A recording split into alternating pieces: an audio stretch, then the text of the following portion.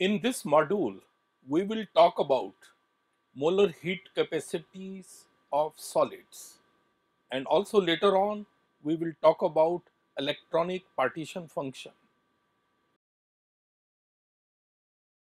If you recall, in the earlier module we talked about vibrational partition function and the molar heat capacities of gases.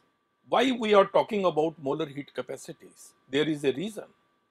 The reason is that molar heat capacities can be experimentally determined, and since they can be experimentally determined, they are going to provide a testing grounds for verifying the theoretical statistical mechanics results. So to what extent statistical mechanics results are correct or not, it can be known through experimental determination of the molar heat capacities. After having discussed the molar heat capacities of gases, let's start with the molar heat capacities of solids.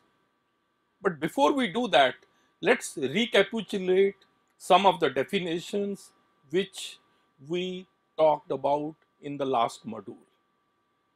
You already know that heat capacity of any substance is the heat required to raise its temperature by 1 degree centigrade. This is a very general term. Specific heat capacity of a substance is the heat required to raise the temperature of 1 gram of a substance through 1 degree centigrade. And the molar heat capacity is the heat required to raise the temperature of 1 mole of the substance through 1 degree centigrade. So these are some of the fundamental definitions which we have already talked about. Now let's proceed to the molar heat capacities of solids. In the case of solids, there is a very well known famous Dulong and Petit's law.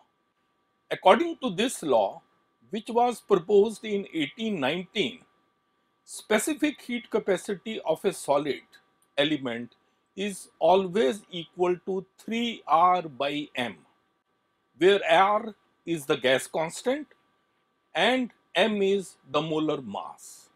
So this was Dulong and Petit's law. So as you can see here in equation 1, Cs, that is the specific heat capacity of a solid, is equal to 3R by M. Or if we take M to the left hand side, we get equation 2, which is Cs multiplied by M gives us 3R.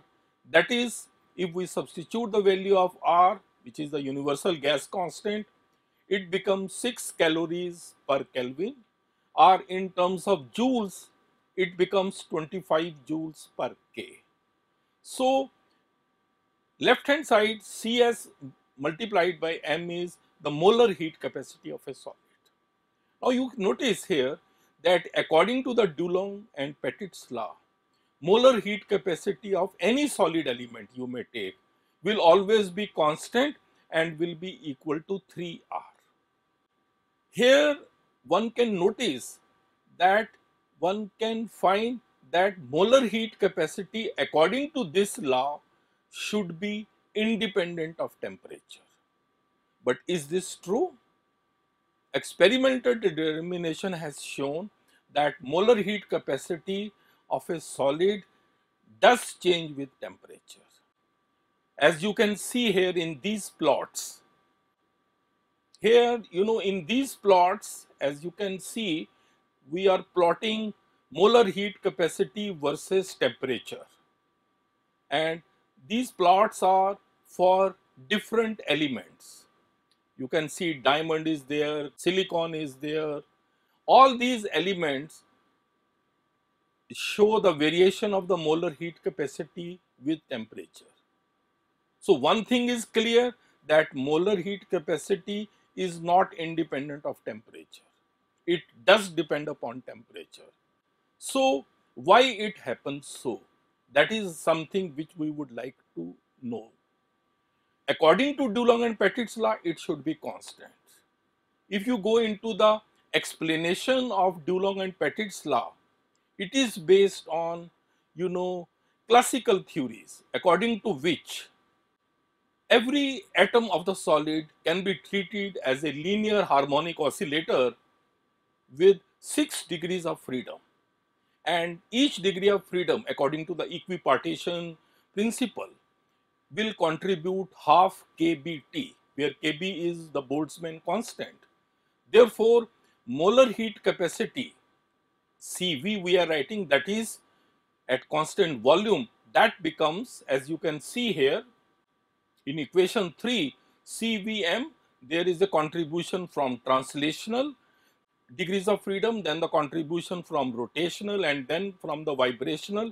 And since there are 6 per atom, and for 1 mole it will become 6 into, you can see, ultimately by half by R, though it becomes 3R. That is basically what Dulong and Petit's law states. But as we showed you from the plots, this should not be constant. So how do we explain the variation of the molar heat capacity of a solid element with temperature? That's the next question. To explain this, Einstein proposed a theory which is known by the name Einstein theory of heat capacity of solids. What he assumed was that a solid element, if you take 1 mole of the solid element, that can be taken to be a non-linear solid. And suppose it contains Na atoms. Let's talk in general. Suppose that non-linear solid contains Na atoms. Then, as you can see here, for a non-linear solid, there will be 3 translational degrees of freedom, there will be 3 rotational degrees of freedom. Had it been linear, it would have been 2 rotational degrees of freedom, and the remaining 3 Na minus 6 will be vibrational degrees of freedom. For a linear solid, it would have been 3 Na minus 5. So that is how Einstein started his theory. So once we know the degrees of freedom in an Einstein solid, then the total contribution to the heat capacity will be from these degrees of freedom. And that means Cvm, that is the total molar heat capacity at constant volume, will have Ct, that is the translational contribution, plus Cr, which is the rotational contribution, and Cv, which is the vibrational contribution, as you can see in this equation. Now, if we take half kB to be the contribution for each degree of freedom, for translational as well as for rotational, then for this nonlinear solid, Cvm becomes 3 by 2 kB plus 3 by 2 kB. These two terms are contributions from translational and rotational, and the remaining vibrational degrees of freedom will contribute. If you are able to recall what we have learnt in the last module, the contributions will be kBf. So for 3 Na minus 6 vibrational degrees of freedom, the contribution will become 3 Na minus 6 kBf, where f is the Einstein function and its expression is shown, as you have already learned in the last module. In this equation, if you see, where we are giving the expression for Einstein function, theta v is the vibrational temperature, which is HVB upon K, and rest of the terms we already know what they mean. And if you are able to recall, in the last module we also noted that this Einstein function has a value which ranges from 0 to 1, and this changes because of the change in temperature. Now we can further look into this equation and notice the following. As you see here in equation 7, Cvm, that means the molar heat capacity, now becomes 3 kB plus 3 Na kBf minus 6 kBf. That's, we have opened the brackets and this is what we get. And this further simplifies to give you 3 NaKbF plus 3 minus 6 FKb. This is how the simplified form looks.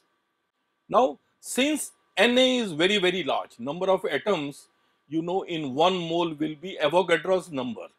Therefore, if you look at equation 8, you can very well appreciate that the second term, that is 3 minus 6 FKb, that is negligible as compared to the first term. And therefore, the expression for the molar heat capacity at constant volume for an Einstein solid reduces to, as you can see here, CVM is 3 NaKbF as shown in equation 9. And since for 1 mole Na is Avogadro's number, therefore NaKb will be equal to universal gas constant, and therefore CVM becomes approximately equal to 3RF, where F is the Einstein function, R is the gas constant, and this is shown in equation 10.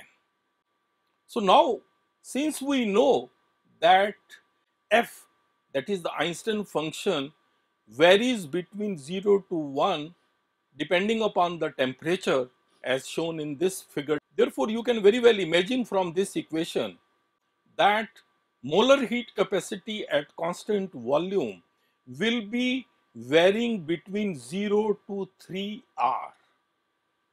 As you can see here, when F is 1, the molar heat capacity will become 3R, and when F is 0, molar heat capacity will become 0. Therefore, Einstein was able to explain the variation of the molar heat capacity of solids with temperature on the basis of his theory. And please remember, this could not be explained by Dulong and Petit's law. If we want to go into the details of the change in the molar heat capacity with temperature, we can consider two cases. First case is, as you can see here, when the temperature is very, very high.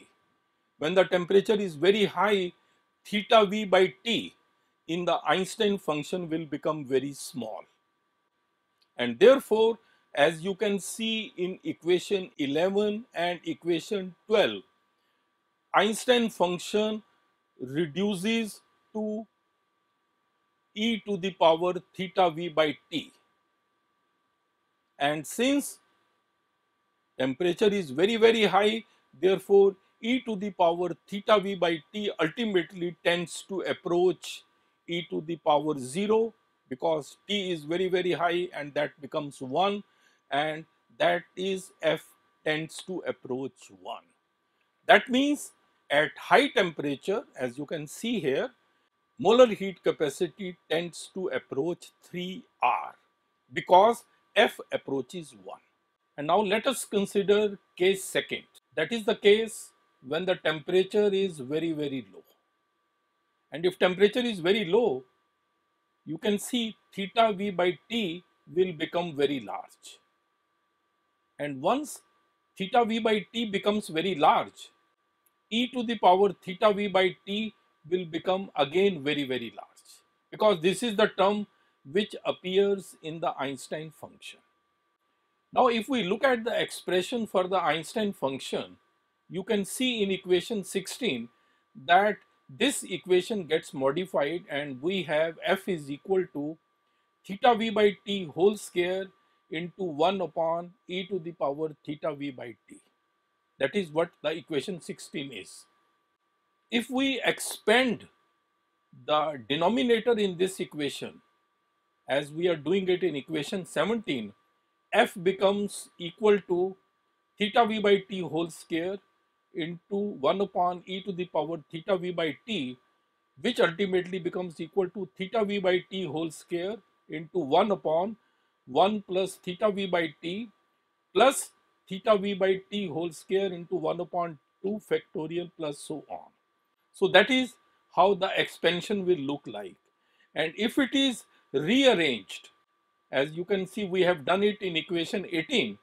This equation gets further modified, and since T by theta V is very small, because we are considering a case of very low temperature, therefore F will tend to approach 0.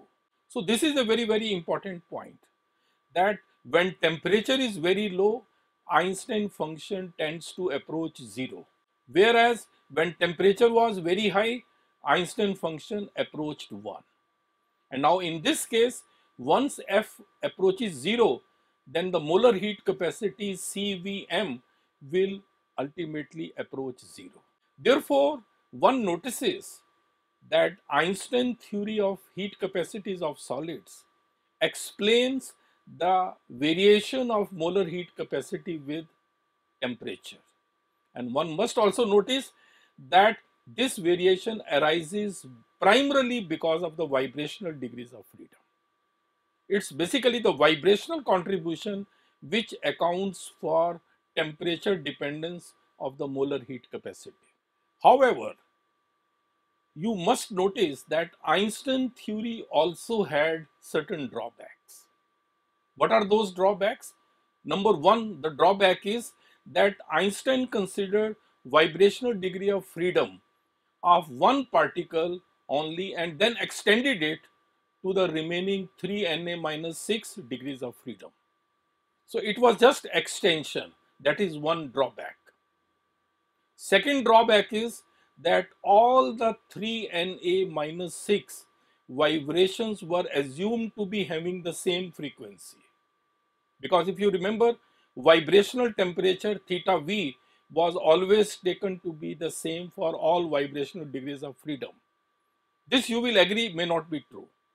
Even for a simple molecule like carbon dioxide, we have symmetric vibrations, we have anti-symmetric vibrations, we have bending vibrations, so they are with different frequencies. But here, Einstein assumed all vibrations of equal frequency, so that is another generalization and a drawback. And the third serious drawback was that the vibrations were assumed to be simple harmonic, which may not be true, because simple harmonicity is something very ideal. So this was another drawback of Einstein theory. All these drawbacks were later on taken care by Debye in his model. However, this Debye model we are not going to discuss here, and you will study it later on. Therefore, to sum up, one can say that in the Einstein theory of heat capacity of the solids, we are able to find out the range of the molar heat capacity values, and we notice that the molar heat capacity varies between 0 to 3R.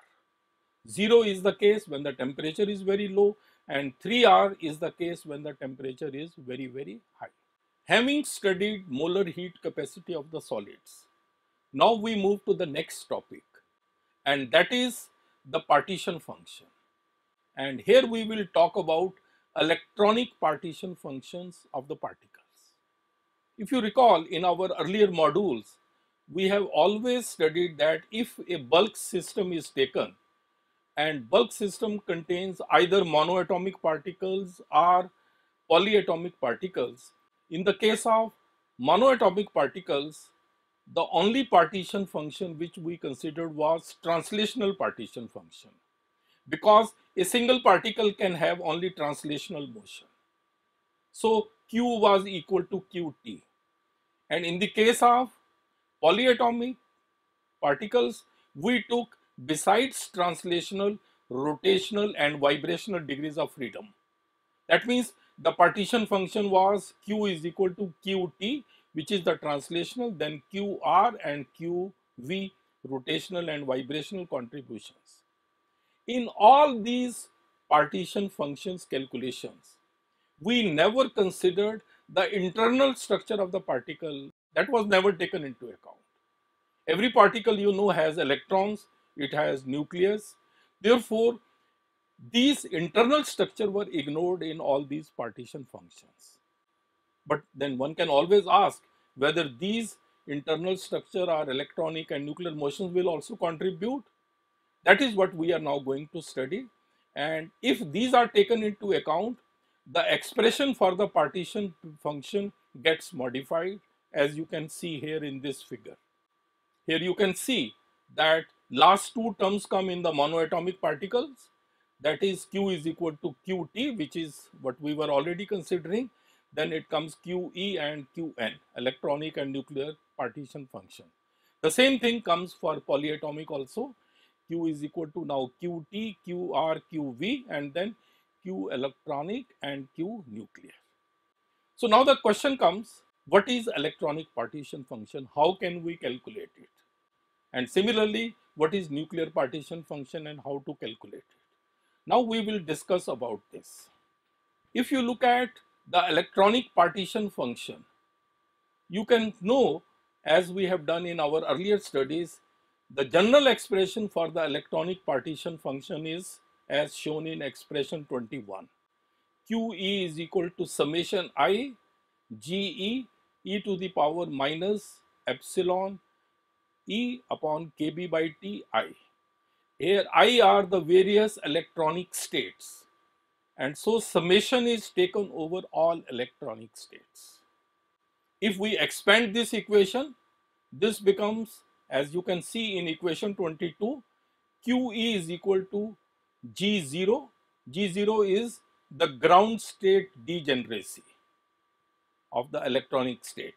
Then e to the power minus epsilon 0 upon kBt plus G1. G1 is the electronic degeneracy of the first electronic state, then its energy epsilon 0 1 and like so on. So that is the expanded form, and the summation will be over all electronic states. In the case of translational, rotational and vibrational motions, if you recall, there were certain expressions which we use, general expressions. For a particle in a box was used, for translational, then for rotational also something was used, and for vibrational also. But a general expression cannot be used here, because there is no general expression for electronic energy. Electronic energy, as you know, is calculated by the solution of the electronic Schrodinger equation. And electronic Schrodinger equation cannot be solved for any system containing more than one electron. Therefore, only approximate methods are used. But one thing which one needs to remember is that electronic states are very widely spaced. They are much higher in energy, because going from ground electronic state to the first excited state means changing the electronic configuration itself, and that will require a lot of energy. Therefore, one can say that electronic states are widely spaced apart. The energy difference between the successive energy states which are electronic in nature is very, very large. This is something which one must keep it in mind. Now, if we do that and bring all energies to the same zero, because translational, rotational and vibrational, they were measured at some zeroth of the scale. If electronic energy is also brought to that, so that the ground electronic state becomes zero, then the rest of the energies will be the energy differences, and the expression will look as you can see here.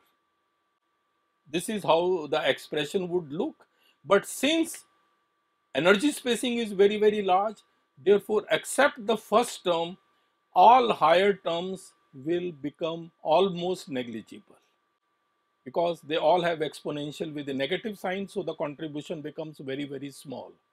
So neglecting them, ultimately the expression for the electronic partition function becomes Q is equal to G0 into e to the power minus epsilon 0 upon kBt. That is equation 23.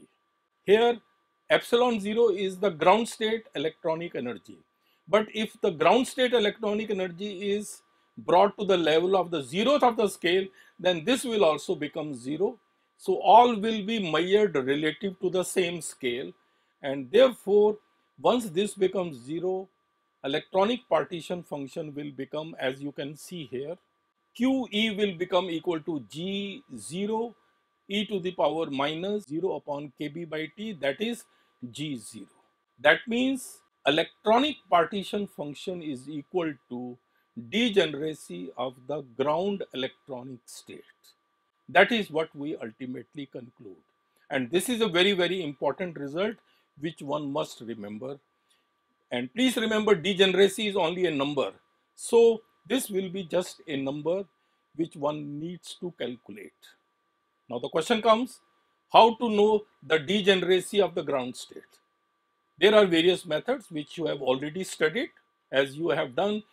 If you do the Russell-Saunders coupling, there you can find out the degeneracy of the ground electronic state.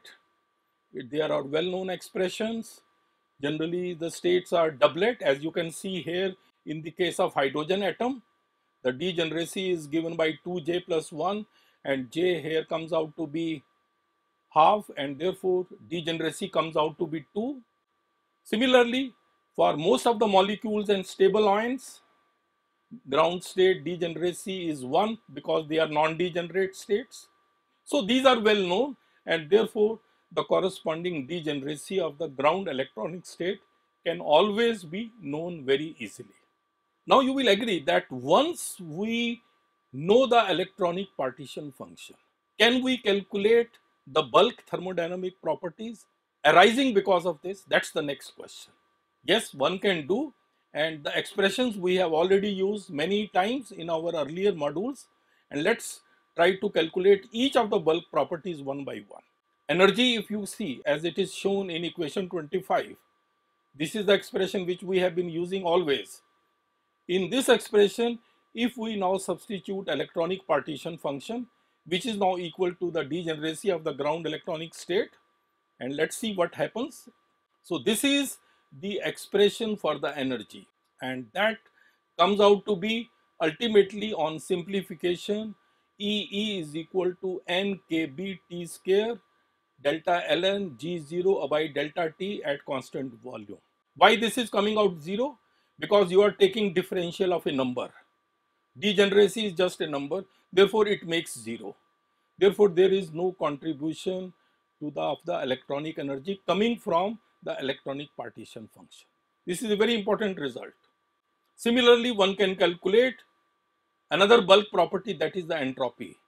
As you can see here, we know the expression for entropy given in equation 28, and if we substitute the values of the electronic energy and the corresponding electronic partition function, we get expression which is given in equation 29, which is NKB ln QE, that is basically the contribution to entropy.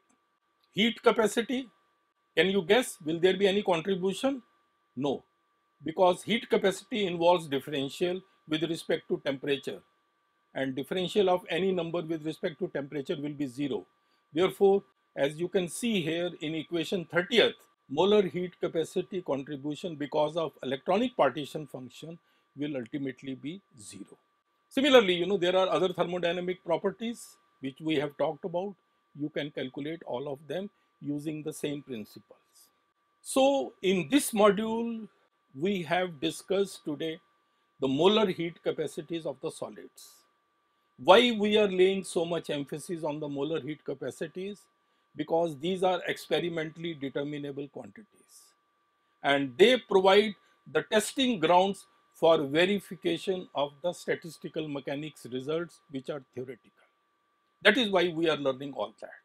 We talked about Dulong and Petit's law, which states that the molar heat capacity of any solid should ultimately be equal to 3R. But it could never account for the temperature dependence. Then we talked about the Einstein theory of heat capacities of the solids, and we showed how Einstein theory explains the variation of the molar heat capacities of the solids with temperature. And the term which was responsible for this variation was the Einstein function, which comes from the vibrational contribution. And we noticed that the Einstein function varies between 0 to 1. 0 at very low temperatures and 1 at very high temperatures. But at the same time, we also noticed that Einstein theory had certain drawbacks. We highlighted them, and then these were ultimately modified. Lastly, we talked about the partition function, the electronic partition function, because for the first time we took into account the internal structure. And we showed that the electronic partition function for any atom or any chemical species ultimately is equal to the degeneracy of the ground electronic state.